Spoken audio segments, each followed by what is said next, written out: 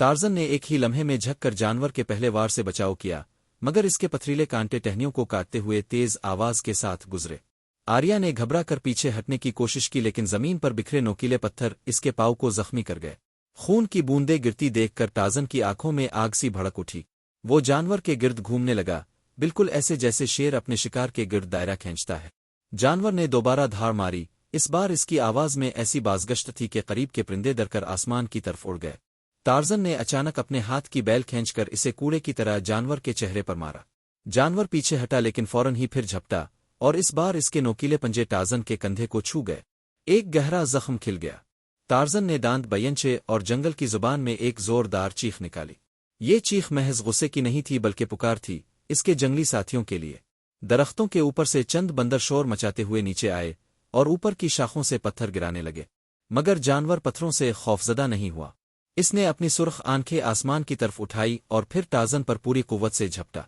Tarzan ने आखिरी लम्हे में अपने आप को एक तरफ लुढ़का दिया और जमीन पर पड़ी एक लंबी टहनी को नेज़े की तरह थाम कर सीधा जानवर की पसलियों में घोंप दिया। एक धमाके जैसी आवाज निकली, जैसे पत्थर फट रहा हो। जानवर ने जख्मी होकर देवड़ा और अपनी दम को तेज कूड़े की तरह घुमाकर टार्ज़न को दूर उछाल दिया। टार्ज़न जमीन से टकराया, लेकिन फौरन उठ खड़ा हुआ। इसके अंदर वही वहशी ताकत जाग उठी जो इसे जंगल का बादशाह बनाती थी। वो दोबारा जानवर की तरफ लपका। इस बार इसने अपनी पूरी तानाई इसके जबड़ों पर वार करने में लगा दी।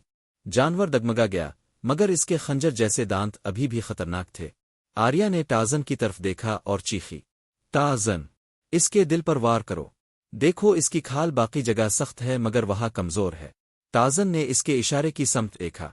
वाकई जानवर के सीने पर एक जगह नर्म और सुर्खी माइल चमक थी, जैसे वो इसकी जान की कुंजी हो। टार्ज़न ने अपने जख्मी कंधे की परवाह किए बगैर एक दरख्त पर छलांग लगाई, शाखों के जरिए ऊपर गया और फिर पूरी कुव्वत से नीचे आकर जानवर के सीने पर नेज़े की तरह हमला किया। नेज़ा इसकी खाल फाड़ता हुआ अंदर घुस गया। जानवर ने ऐसी चीख मारी कि सारा जंगल लरज उठा। फिर इसका जिस्म तड़पा, कांटे टूटकर जमीन पर बखर गए और आखिरकार वो धड़ाम से जमीन पर गिर गया। टार्ज़न हाँफता हुआ जानवर की लाश के पास खड़ा था। आर्या ने डरते डरते इसके करीब आकर कहा, ये कौन सा इफरीत था? मैंने ऐसा कभी नहीं देखा। टार्ज़न ने गहरी सांस ली और कहा, ये इस जमाने का दरिंदा है जिसमें हम आ गए हैं। ये घड़ियाल हमें सिर्फ वक्त में नहीं लाया, बल्कि एक ऐसी दुनिया में ले आया है जहां हर लम्हा मौत के दहाने पर खड़ा है। जंगल एक बार फिर खामोश हो गया, लेकिन यह खामोशी तूफान से पहले की सुकून थी। टार्ज़न जानता था कि ये तो आगाज है, असल राज अभी उनके सामने खिलना बाकी है। जमीन पर फैले कांटों और टूटे पत्थरों के बीच जब वो इफरीत खामोश हो गया तो जंगल की फिजा में एक अजीब सी गूंज बाकी रह गई। परिंदे, बंदर और दीगर जानवर जो कुछ लम्हे पहले खौफ से गायब हो गए थे, अब शाखों में सरसराहट करने लगे। आर्या जख्मी कदमों के साथ टार्ज़न के करीब आई। इसकी आंखों में खौफ भी था और हैरत भी। अगर ये दरिंदा यहाँ घूम रहा है तो सोचो बाकी दुनिया कैसी होगी, आर्या ने धीरे से कहा। टार्ज़न ने इसके जख्म को देखा, चंद पत्तियां तोड़कर उन पर रगड़ी और खून को रोकने की कोशिश की। इसकी नज़रें मुसलसल इर्द गिर्द के दरख्तों पर गड़ी थीं, जैसे वो जानता हो कि कोई और खतरा धात लगाए बैठा है। अचानक दरख्तों के बीच से घोल जैसी आवाजें सुनाई देने लगे, ऊम, बूम, बूम। हर ज़र्ब के साथ जमीन हिलती महसूस हो रही थी। आर्या ने चौंक कर कहा, ये क्या है? क्या एक और जानवर आ रहा है? टार्ज़न ने सर हिलाया, नहीं, ये इंसान है। चंद ही लम्हों में घने दरख्तों के पीछे से 12-15 लोग निकले। उनके जिस्म नीम बरहना थे, चेहरों पर स्याह रंग के नकूश बने हुए थे और हाथों में लंबे बर्छे और पथरीले कुल्हाड़े थे। उनकी गर्दनों में हड्डियों और दांतों के हार लटक रहे थे। वो सब एक ही ताल पर ढोल पेट रहे थे और नारे लगा रहे थे। उनका सरदार, जिसके सर पर हिरन के सींगों जैसा ताज था, आगे बढ़ा और टार्ज़न और आर्या को घेर लिया। इसने जमीन पर पड़े इफरीत की लाश को देखा, फिर टार्ज़न की तरफ इशारा करके बुलंद आवाज में बोला, ये वही है जिसके बारे में पेशगोई की गई थी, वक्त का अजनबी जो आसमान के दरवाजे से गुजरकर हमारे जंगल में उतरेगा। कबीले के सब लोग शोर मचाने लगे। कुछ ने एहतराम से अपने हथियार झुका दिए, कुछ खौफजदा होकर पीछे हट गए।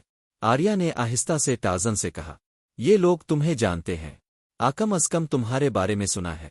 टार्ज़न ने अपनी तलवार नुमा लकड़ी मजबूती से पकड़ी और सरदार की आंखों में आंखें डालकर कहा, मैं किसी पेशगोई का हिस्सा नहीं हूं, मैं सिर्फ जिंदा रहने आया हूं। सरदार ने कहकहा लगाया, जिंदा रहना हमारे हाथ में है, अजनबी। तुमने हमारे देवता के जानवर को मार डाला है, अब तुम्हें या तो हमारे दुश्मनों के खिलाफ लड़ना होगा या फिर देवता के नाम पर कुर्बान होना होगा। कबीले के लोग यक जुबान होकर बोले, कुर्बानी, قربانی! آریہ کا دل دھڑکنے لگا۔ اس نے ٹارزن کی کلائی پکڑ لی، مگر ٹارزن خاموش کھڑا رہا۔ اس کے چہرے پر وہی وحشی سکون تھا جو کسی بھی شیر کی آنکھوں میں شکار سے پہلے دکھائی دیتا ہے۔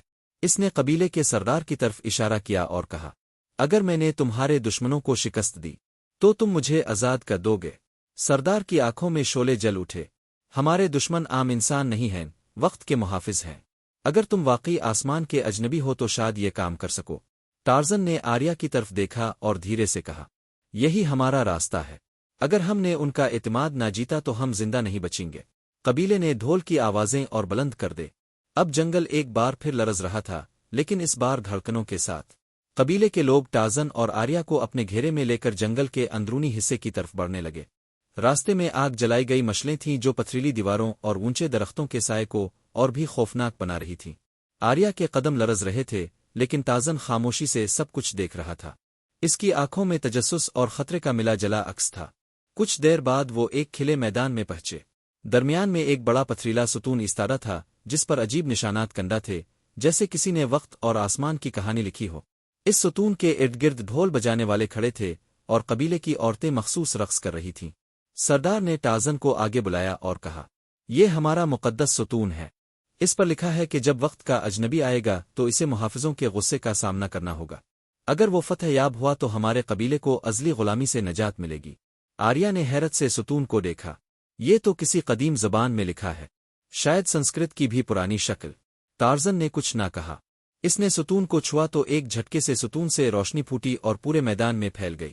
قبیلے کے لوگ سجدے میں گر گئے۔ سردار نے گرجدار آواز میں کہا، نشانی ظاہر ہو گئی۔ وقت کے اجنبی کو اب محافظوں کے غار میں جانا ہوگا۔ دو جنگجو آگے آئے اور ٹارزن کو پتھریلے ہتھیار تھمانے لگے، مگر اس نے ہاتھ اٹھا کر منع کیا۔ مجھے اپنے ہتھیاروں کی ضرورت نہیں، میرے بازو ہی کافی ہیں۔ یہ سنتے ہی قبیلے میں سرگوشیاں شروع ہو گئیں۔ کچھ نے کہا کہ یہ پاگل ہے، کچھ نے کہا یہ ضرور دیوتا کا چناؤ ہے۔ سردار نے اشارہ کیا اور جنگجو ٹارزن اور آریہ کو گھنے درختوں کے بیچ لے جانے لگے۔ چلتے چلتے آریہ نے دھیرے سے پوچھا، ٹارزن، تمہیں معلوم ہے یہ وقت کے محافظ کون ہیں؟ ٹارزن نے ہوا کو سونگتے ہوئے کہا، میں صرف یہ جانتا ہوں کہ وہ جانور نہیں ہے، لیکن انسان بھی نہیں، ان کی بو مختلف ہے۔ راستہ ایک غار پر ختم ہوا۔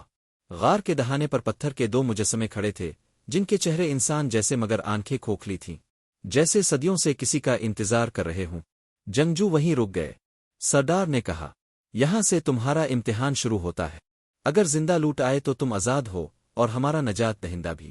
ٹارزن نے ایک لمحے کو آریہ کی طرف دیکھا۔ آریہ نے کہا، میں تمہارے ساتھ ہوں۔ وہ دونوں غار میں داخل ہو گئے۔ اندھیرا بڑھتا گیا۔ غار کے اندر عجیب سرگوشیاں گونج رہی تھیں، جیسے وقت خود ڈول رہا ہو۔ اچانک ایک دھماکہ ہوا اور زمین ہل گئی۔ اندھیرے میں سرخ آنکھیں جلنے لگے۔ پتھروں کے پیچھے سے لمبے قد کے وجود نکلے۔ ان کے جسم دھات جیسے چمک رہے تھے، ہاتھوں میں تلواریں اور ڈھالے۔ وہ چلتے نہیں تھے بلکہ زمین پر پھسلتے ہوئے بڑھتے تھے۔ آریہ کی سانس رک گئی۔ یہ انسان نہیں، یہ تو وقت کے پہرے دار ہیں۔ ٹارزن نے اپنی مخصوص چیخ لگائی، ایک ایسی چیخ جس نے پورے غار کو ہلا دیا۔ جواب میں پرندوں کی چیخیں، بھیڑیوں کی ہواہین اور بندروں کی صدائیں گونج اٹھیں، جیسے پورا جنگل اس کے ساتھ کھڑا ہو۔ پہلا محافظ تلوار لے کر جھپٹا۔ ٹارزن نے بجلی کی سی تیزی سے چھلانگ لگائی، اس کی گردن کے پیچھے جا کر ایک گیونسا مارا۔ دھات کے ٹوٹنے کی آواز آئی مگر محافظ گرنے کے بجائے مزید وحشی ہو گیا۔ دوسرا محافظ آریہ کی طرف با۔ ٹارزن نے جھٹکے سے اسے دھکا دیا اور آریہ کو دیوار کی اوٹ میں کر دیا۔ اب لڑائی شروع ہو چکی تھی۔ وقت کے محافظ تلواریں لہراتے اور ٹارزن اپنی وحشی طاقت سے ان کا سامنا کرتا۔ ہر وار چنگاریاں اڑاتا۔ غار کے ستون لرزنے لگے اور ہوا میں ایک پراسرار طاقت کی بو پھیل گئی۔ غار میں گونجتی تلواروں کی ٹکر اور ٹارزن کی جنگی للکار نے ماحول کو ہلا کر رکھ دیا تھا۔ اتھریلے ستونوں سے بار بار چنگاریاں چھٹک رہی تھیں۔ وقت کے محافظ ایک ایک کر کے آگے بڑھتے، ان کے وجود سے دھات کی جھنکار نکلتی، جیسے صدیوں سے زنگ آلود ہتھیاروں کی گونج زندہ ہو گئی ہو۔ ٹارزن نے ایک محافظ کو بازو سے پکڑ کر دیوار سے دے مارا۔ دھڑام کی آواز کے ساتھ پتھریلی دیوار میں درار پڑ گئی مگر محافظ پھر بھی کھڑا رہا۔ اس کے سرخ انگاروں جیسے آنکھوں سے دھواں نکلنے لگا اور اس کے ہونٹوں سے ایک ایسی آواز نکلی جو انسانی نہیں لگتی تھی۔ آریہ نے لرزتی آواز میں کہا، یہ مر نہیں سکتے، یہ تو جیسے وقت کے خودکار سپاہی ہیں۔ ٹارزن نے دانت پیستے ہوئے کہا، سب کچھ مرتا ہے، بس طریقہ پھونڈنا پڑتا ہے۔ اس نے پھر ایک چیخ لگائی۔ غار کی چھت سے چمگادڑوں کا غول نکل کر محافظوں پر ٹوٹ پڑا۔ وہ ان کے چہروں سے لپٹنے لگے، مگر محافظ اپنی لوہے کی تلواروں سے انہیں کاٹنے لگے۔ اسی ہنگامے میں ٹارزن نے ایک محافظ کی ٹاگوں کو جکڑا اور پوری طاقت سے جھٹکا دیا۔ وہ زمین پر گرا اور اس کے سینے پر لگا سرخ نشان پتھر کی طرح چمکا۔ آریہ نے چونک کر کہا، ٹارزن، یہ دیکھو! ان کے سینے کے بیچ میں ایک روشن دائرہ ہے، شاید یہی ان کی جان ہے۔ ٹارزن نے ایک لمحہ ضائع نہ کیا۔ وہ دوسرے محافظ پر جھپتا، اپنی مٹھی کو پتھر کے ہتھوڑے کی طرح اس کے سینے پر دے مارا۔ دھماکے کی آواز آئی، روشنی بجھ گئی اور وہ محافظ زمین پر بوجھ کی طرح گر گیا، اس کا جسم ٹوٹ کر پتھروں میں بدل گیا۔ آریہ نے خوشی سے چیخ ماری، ہاں، یہی کمزوری ہے۔ اب ٹارزن نے ہر وار اسی نشان پر کرنا شروع کیا۔ وہ تیزی سے دیواروں پر چھلانگے لگاتا، ان کے وار بچاتا اور موقع ملتے ہی ان کے سینے پر ضرب لگاتا۔ ایک کے بعد ایک محافظ ٹوٹ کر زمین میں بکھرتا گیا۔ غار میں دھول بھر گئی اور ستونوں پر کنڈا قدیم نشانات روشن ہونے لگے۔ آخرکار جب آخری محافظ گرا تو زمین لرزنے لگی، پتھروں کے بیچ ایک خفیہ راستہ کھلنے لگا۔ آریہ نے حیرت سے کہا، یہ تو جیسے زمین کے پیٹ میں اترنے کا دروازہ ہے۔ ٹارزن نے گہری سانس لی اور کہا، یہی اصل امتحان ہے۔ جو ہم نے پیچھے چھوڑا وہ صرف دربان تھے، جو آگے ہے وہی وقت کا راز ہے۔ وہ دونوں اس کھلتے ہوئے راستے میں داخل ہوئے۔ اندھیرا اور گہرا ہوتا گیا، مگر ساتھ ہی ہوا میں عجیب سی سرسراہٹ تھی، جیسے وقت کی سویا خود ان کے ارد گرد گھوم رہی ہوں۔ راستے کے آخر میں ایک وسیع ہال تھا۔ درمیان میں ایک قدیم گھڑیال رکھا تھا، جس کے کانٹے اپنے اب چل رہے تھے۔ اس کے گرد پتھر کی دیواروں پر دیوتاؤں اور انسانوں کی لڑائی کے مناظر کندہ تھے۔ گھڑیال کی ہر ٹنک سے زمین لرزتی اور حال میں عجیب سا بوجھ پھیل جاتا۔ آریہ نے مدھم آواز میں کہا، یہی ہے وہ گھڑیال جس نے ہمیں 1000 سال پیچھے پھینکا۔ ٹارزن آہستہ آہستہ گھڑیال کے قریب گیا۔ اس نے ہاتھ پڑا ہی تھا کہ اچانک گھڑیال سے روشنی کا ایک دائرہ پھوٹا اور ان کے سامنے ایک یولائی شبی ابھر آئی۔ اس کی آنکھیں آگ کی طرح دہک رہی تھیں اور آواز کسی غار کی گہرائی سے آتی ہوئی لگتی تھی۔ وقت کے مسافر، تم نے میرے محافظوں کو شکست دی، مگر کیا تم اپنے مقدر کو بدلنے کے لیے تیار ہو؟ ٹارزن نے اپنی وحشی آنکھوں سے اس شبی کو گھورا۔ میں جنگل کا بیٹا ہوں، وقت ہو آ موت، میں ڈرنا نہیں جانتا۔ آریہ نے ہلکی لرزتی آواز میں کہا، یہ ہمیں مزید امتحان میں ڈالے گا ٹارزن۔ اس کے آگے جو ہے شاید وہاں سے واپسی ممکن نہ ہو۔ شبی نے قہقہا لگایا اور گھڑیال کے کانٹے تیزی سے گھومنے لگے۔ زمین تھرتھرا اٹھی اور ان کے قدموں تلے خلا بن گیا۔ اگلے ہی لمحے ٹارزن اور آریہ ایک اور دور میں جا گرنے والے تھے، ایسا دور جہاں وقت کا سب سے بڑا راز ان کا انتظار کر رہا تھا۔ اندھیرا چھٹتے ہی ٹارزن اور آریہ نے محسوس کیا کہ وہ کسی نئی دنیا میں آ چکے ہیں۔ گھڑیال کے دائرے نے انہیں جس خلا میں کھینچا تھا، اس کا اختتام ایک کھلے میدان پر ہوا۔ زمین سرخ مٹی کی تھی، آسمان پر بادلوں کے بیچ بجلی کڑک رہی تھی اور چاروں طرف دھواں پھیلا ہوا تھا۔ قریب ہی پہاڑ جیسے بڑے مجسمے پڑے تھے جو ٹوٹ پھوٹ کر زمین میں دھنس گئے تھے۔ آریہ نے حیرت سے کہا، یہ تو دیوتاؤں اور راکشوں کی جنگ کا میدان لگتا ہے۔ دیکھو، وہ مجسمے نہیں، ان کے اصلی جسم ہیں۔